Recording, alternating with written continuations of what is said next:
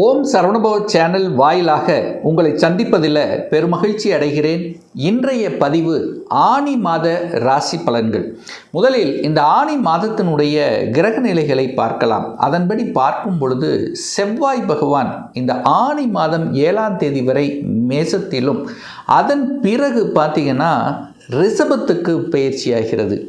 அதே போல் சூரிய பகவான் இந்த மாதம் முழுவதும் மிதுன மலையில் வீட்டிருக்க போகிறார். புதன் பகவான், அதாவது இந்த புத்திசாலித்தனமிக்க அந்த புதன் பகவான் பார்த்தீங்கன்னா கடகத்துக்கு பயிற்சியாகி மீண்டும் வக்ரமாகி மிதுனத்துக்கு போகிறார். எப்போ கடகத்துக்கு பயிற்சி ஆகிறாருன்னா இந்த ஆனி மாதம் 8ஆம் தேதி.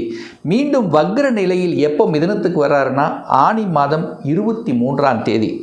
சுக்கிர பகவானுடைய பெயர்ச்சியானது இருக்குது. இப்போ கடகத்தில் இருக்கக்கூடிய சுக்கிர பகவான் சிம்மத்துக்கு பெயர்ச்சியாகிறார்.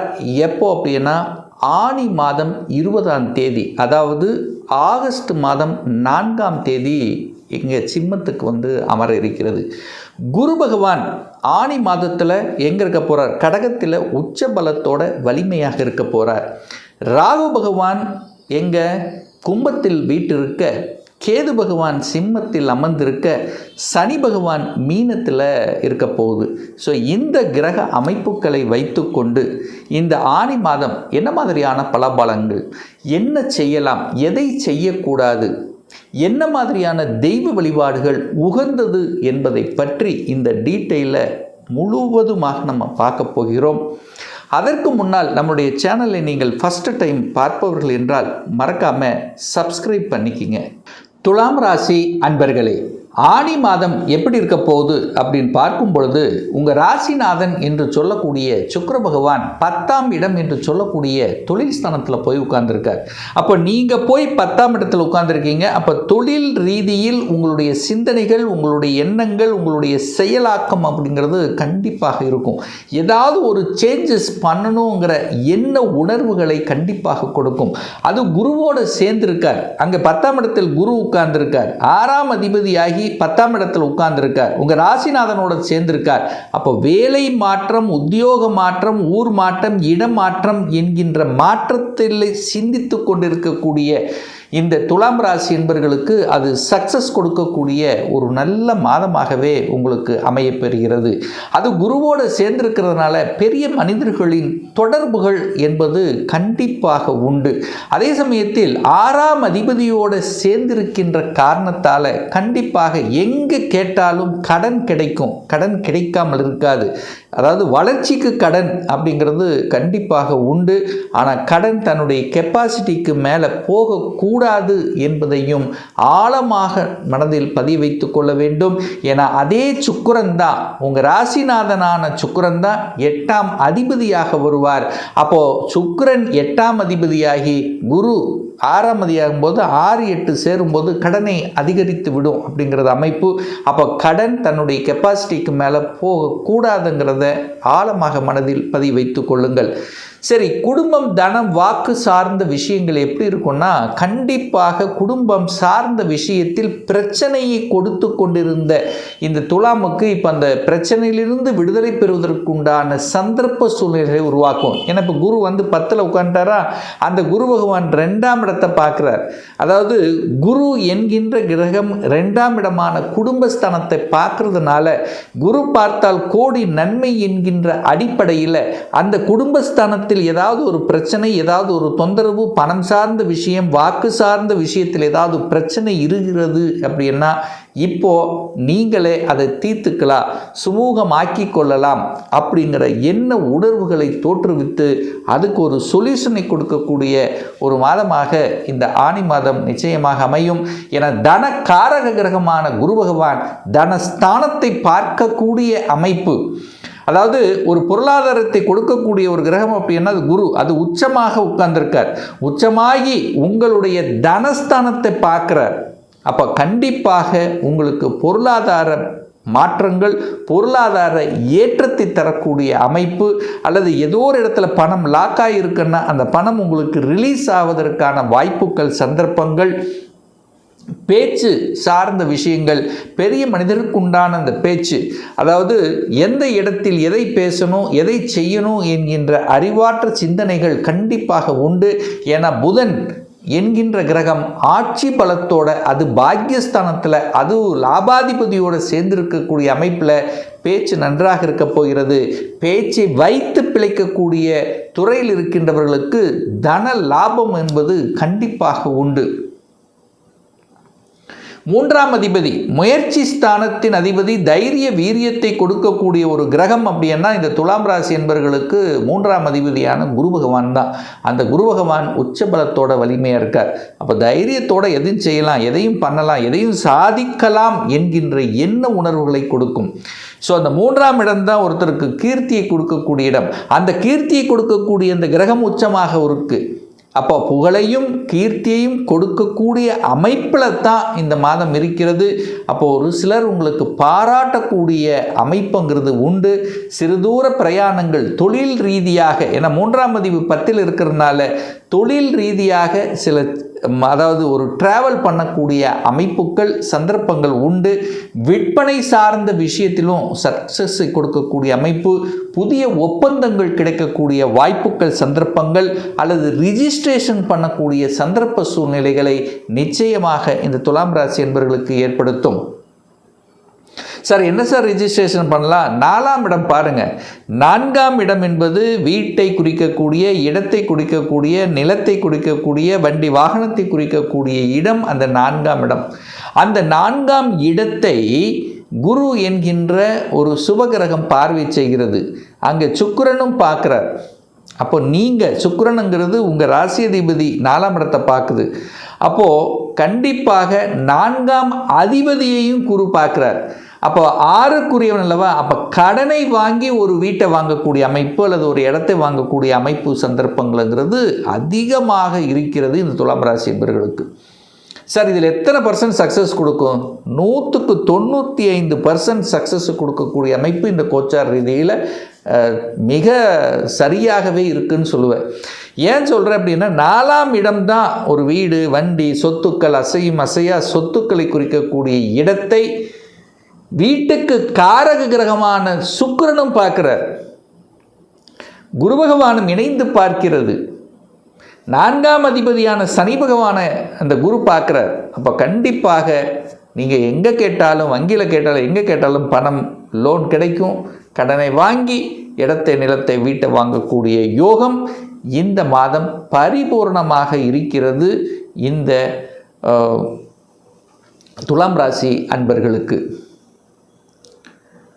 5ஆம் இடத்தில் ராகு பகவான் உட்கார்ந்துருக்கார். சார் ஏதாவது பண்ணிடுமா, கெடுதல் செஞ்சிருமா? கிடையாது. ராகுன்னா பாம்பு, ஒரு இடத்த விட்டு நகர்த்தும். அப்போ உங்கள் குழந்தைகளை உங்கள் ஊரை விட்டு வெளியே நகர்த்தக்கூடிய சந்தர்ப்பங்கள் உண்டு.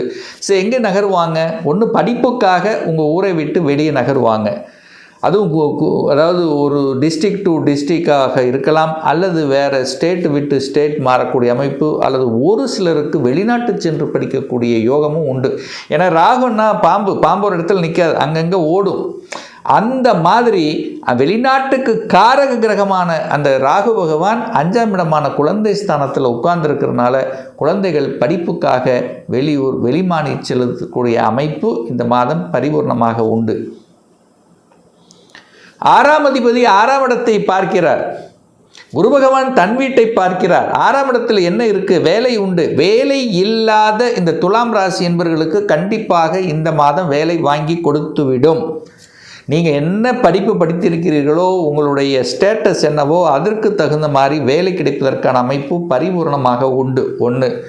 2வது 6ஆம் இடத்தில் கடன் உண்டு. கடனை வாங்கி வீடு, வண்டி, வாகனம், அதாவது சுப விஷயங்கள் செய்வதற்கு, படிப்புக்காக அல்லது தொழிலுக்காக, வேலைக்காக, ஏதாவது ஒரு கல்யாணத்துக்காக, சுப விஷயத்துக்காக கடன் வாங்குவீங்க. ஹெல்த்து கொஞ்சம் அக்கறை எடுக்கணும் அப்படிங்கிற எண்ணங்கள் உங்களுக்கு மனசுலேயே தோணும். நம்ம ஹெல்த்தை கொஞ்சம் பார்க்கணும், ஒரு சரியான ஒரு செக்கப் பண்ணிக்கணும், அல்லது ஏற்கனவே ஹெல்த்தில் ஏதாவது சின்ன சின்ன ட்ரபிள் இருந்திருந்தால் கூட அது சரி செய்யக்கூடிய அமைப்புகளை கண்டிப்பாக உருவாக்கும். 7ஆம் அதிபதி 7ஆம் இடத்திலேயே ஆட்சி பலத்தோட வலிமையாக உட்கார்ந்துருக்கு.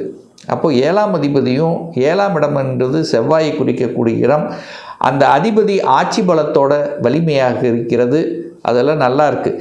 ஆனால் இந்த 7ஆம் தேதிக்கு அப்புறம் பார்த்திங்கன்னா ஆனி மாதம் 7ஆம் தேதிக்கு அப்புறம் செவ்வாய் பகவான் 8ல் போய் அமரப் போகிறார். அப்போ குடும்பாதிபதி 8ல், 7க்குரியவன் 8ல். அப்போ சண்டை சச்சரவுக்கு போகக்கூடாது. கணவன் மனைவிக்குள்ள கருத்து வேறுபாடு வராமல் பார்த்துக்கணும். இது அகம் சார்ந்த விஷயத்தில், உணர்வு சார்ந்த விஷயத்தில்.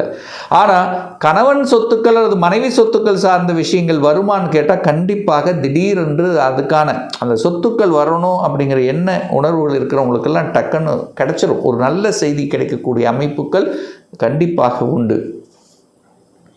பாக்யாதிபதி பாக்யஸ்தானத்திலேயே ஆட்சி பலத்தோட ஸ்ட்ராங்காக இருக்கார். சூரியன் புதன் அங்கே இணைஞ்சிருக்கு. அப்போ அப்பா மூலியமாக நன்மைகள் நடக்குமா? கண்டிப்பாக உண்டு. அப்பா ஹெல்ப் பண்ணுவாரா? உண்டு.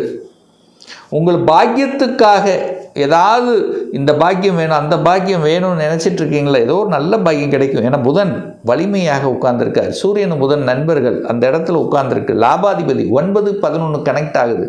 9-11 கனெக்டாலே அங்கே ஒரு சில லாப பாக்கியங்கள் கிடைக்கக்கூடிய அமைப்பு உண்டு. மேபி தன பாக்கியமாக இருக்கலாம், குழந்தை பாக்கியமாக இருக்கலாம், திருமண பாக்கியமாக இருக்கலாம். எந்த பாக்கியத்தை நினைத்து கொண்டிருக்கிறீர்களோ அதில் ஏதோ ஒரு பாக்கியம் கிடைப்பதற்கான அறிகுறிகள் இந்த மாதம் தென்படுகிறது இந்த துலாம் ராசி அன்பர்களுக்கு. 11ஆம் இடத்தில் கேது இருப்பது நல்லது தான். ஒன்றும் உங்களை பெருசாக ஒன்றும் கெடுக்காது. 11க்குரியவன் தனக்கு 11ஆம் இடத்தில் இருக்கார். லாபஸ்தானாதிபதியான சூரியன் தனக்கு 11ஆம் இடத்தில் இருக்கிறதுனால லாபம் சார்ந்த விஷயம் நல்லா இருக்கும். பேச்சு நல்ல இனிமையாக இருக்கும். நடிப்பு சார்ந்த விஷயங்கள் சக்ஸஸாக அமையும். ஏன்னா சுக்கிரன் பார்த்திங்கன்னா உங்கள் ராசி அதிபதியான சுக்கிரன் இந்த ஆனி மாதம் 20ஆம் தேதி சிம்மத்தில் வந்து அமரப் போகிறார். ஸோ உங்களுடைய எண்ண உணர்வுகள் சிந்தனைகள் எல்லாமே தொழிலில் லாபம், வேலையில் லாபம், அந்த லாபம் நோக்கான அந்த எண்ண உணர்வுகள் தான் அதிகமாக இருக்கும். ஸோ ஆக மொத்தம் இந்த மாதம் திடீர் அதிர்ஷ்ட வாய்ப்புகளையும் வீடு, வண்டி, வாகனம், இடம் சார்ந்த விஷயங்கள் இதெல்லாமே சூப்பராக இருக்கும். திருமண விஷயங்கள் நடக்குமா? நடக்கும். உறவு உங்கள் குடும்பத்தில் வரக்கூடிய வாய்ப்புகள். ஸோ இப்படி நல்ல நல்ல விஷயங்கள் நடக்கக்கூடிய ஒரு நல்ல மாதமாகவே இந்த துலாம் ராசி என்பர்களுக்கு அமையப்பெறுகிறது. இன்னும் ஒரு துல்லிய பலன் உங்களை பற்றி தெரிஞ்சுக்கணும். 2026 எப்படி இருக்க போகுது? இந்த 2026 சொந்த தொழில் செய்வதற்குண்டான கொடுப்பினை இருக்கா இல்லையா? வேலை தானா இல்லை சொந்த தொழில் இருக்குதுன்னா எப்போ ஆரம்பிக்கலாம்? +2 முடிச்சிட்டேன். எந்த கோர்ஸ் எடுத்து படித்தா நம்முடைய ஃப்யூச்சர் நன்றாக இருக்கும்? எதுக்குள்ளே நான் போக போகிறேன்? ஃபார் எக்ஸாம்பிள் புதனும் சுக்கிரன் நல்லா இருக்குன்னா நீங்கள் தகவல் தொடர்பு துறை கம்யூனிகேஷனுக்கு போகலாம். மெக்கானிக்கல் துறைக்கு போகணும்னா சனி நல்லா இருக்கும். அப்போ என்ன கொடுப்பினை இருக்குது? எந்த கோர்ஸ் எடுத்து படிப்பதற்குண்டான விதி கொடுப்பினை இருக்குது? 2026 எப்போ சார் நமக்கு திருமணம் நடக்கும்? எப்போ குழந்தை பாக்கியம் கிடைக்கும்? எப்போ ப்ரமோஷன் கிடைக்கும்? எப்போ நான் வீடு கட்டுவேன்? இது போன்ற கேள்விகளுக்கு துல்லியமான பதிலை நம்மால் கூற முடியும். ஒரு பர்சனல் கன்சல்டேஷன் எடுத்துக்கணும், ஒரு சுயஜாதகம் பார்க்கணும் என்று விருப்பப்படக்கூடிய அன்பர்கள் டிஸ்பிளே தெரியக்கூடிய நம்பருக்கு வாட்ஸ்அப் மூலியமாகவோ ஃபோன் கால் மூலியமாகவோ தொடர்பு கொண்டு அப்பாயின்மெண்ட் பெற்றுக்கொண்டு நேரடியாகவோ அல்லது ஆன்லைன் மூலமாகவோ கன்சல்டேஷன் எடுத்துக்கலாம். நம்முடைய அலுவலகம் கோயம்புத்தூரில் அமைந்துள்ளது. அதாவது கோயம்புத்தூரிலிருந்து மேட்டுப்பாளையம் செல்லும் வழியில் வெள்ளக்கிணர் பிரிவு அன்னபூர்ணா ஹோட்டலுக்கு பக்கத்தில் அமைந்துள்ளது. ப்ரியர் அப்பாயின்மெண்ட் வாங்கிட்டு நேரடியாக கன்சல்டேஷன் எடுத்துக்கலாம். நிச்சயமாக இந்த பதிவு ஏதாவது ஒரு ரூபத்தில் உங்களுக்கு யூஸ்ஃபுல்லாக இருக்குங்கிறதுல எந்தவித மாற்று கருத்தும் கிடையாது. மீண்டும் ஒரு நல்ல பதிவில் உங்களை சந்திக்கும் வரை உங்களிடமிருந்து விடைபெறுவது உங்கள் அஸ்ட்ராலஜர் டாக்டர் சதீஷ்.